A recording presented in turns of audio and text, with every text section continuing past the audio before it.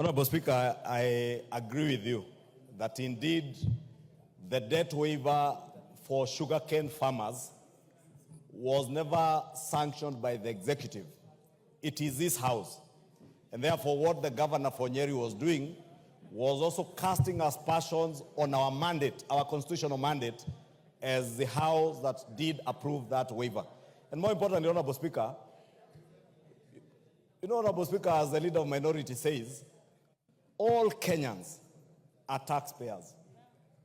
And once elected, Honorable Speaker, even myself in my own constituency that's quite cosmopolitan, but the bulk of my constituents speak the Kikuyu language. But I know there is a good number of constituents in Kikuyu who do not understand my native language. And Honorable Speaker, whether we pride ourselves as a community that perceives itself to be the most endowed with wealth, whether we lie to ourselves today that we are the most populous, even with our one wife and one man. And I know the Honorable Junet and his community in Mandera have one man, 4 wives, minimum 7 children. I have 2 to 4 children, Honorable Speaker. We must bear in mind that as leaders, we are leading a nation of many communities, Honorable Speaker. Communities, whether we perceive them as taxpayers or not, they contribute to our national well-being. Honorable Speaker, when I listened to the governor for Nyeri saying that the people of Nyeri never took even a piece of the sugarcane whose debt is being waived, Honorable Speaker, and saying that the people of Bungoma never voted as much as the people of Nyeri voted. It's so embarrassing, Honorable Speaker, that the governor of Nyeri does not even know that the people of Bungoma voted for Kenya Kwanza an equal amount of votes as the people of Nyeri voted for the Kenya Kwanza government. The difference between the votes of in Kenya Kwanza between Bungoma and Nyeri counties does not exceed probably 20,000, 30,000. They are all in the 200s plus. And Honorable Speaker, when a government is elected, it is never elected to serve those who voted for them. How do I know as a member of parliament in Kikuyu who voted for me, who did not vote for me? And Honorable Speaker, that is why at times we had difficulty, many of us, in engaging in a shareholder debate and shareholder discourse in terms of how we manage our government, Honorable Speaker.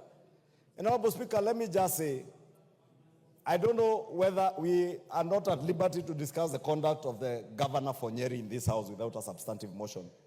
But I would want to appeal to the governor of Nyeri, whether you are speaking for yourself, whether you have been sent to say those things by somebody, irrespective of what position that person holds in government or in Kenya, please respect other communities.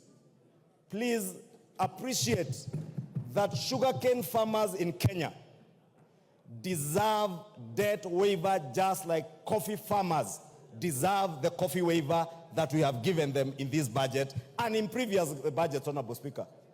Those of us who come from the sugar belt, and Honorable Speaker, when you listen to that governor speaking about the sugar belt and imagining that Bungoma County is the entire sugar belt in Western Kenya, he does not know even the sugar companies that were to benefit from that debt waiver. 90% of them are in Nyanza, not in Western Kenya. Only 2 sugar companies, Mumias and Zoia, are in Western Kenya. The bulk of these other companies, whether it's Chemelil, Muhoroni, Stony Sugar, they are in Nyanza, and the people of Nyanza deserve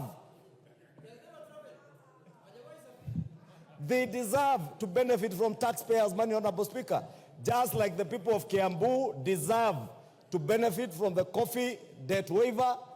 The people of Nyeri, the people of Kirinyaga deserve. Therefore, Honorable Speaker, let us as leaders, and that's why, Honorable Speaker, in conclusion, I said here last week, and I know what I said here when I quoted a quote, saying that you cannot build a kingdom when you are fixated with attention from the village. I know there are those who took it out of context to try and mobilize a hate campaign. But I call on us as members of the National Assembly to put the nation ahead of our communities, to put the nation ahead of our parochial self-interest, Honorable Speaker.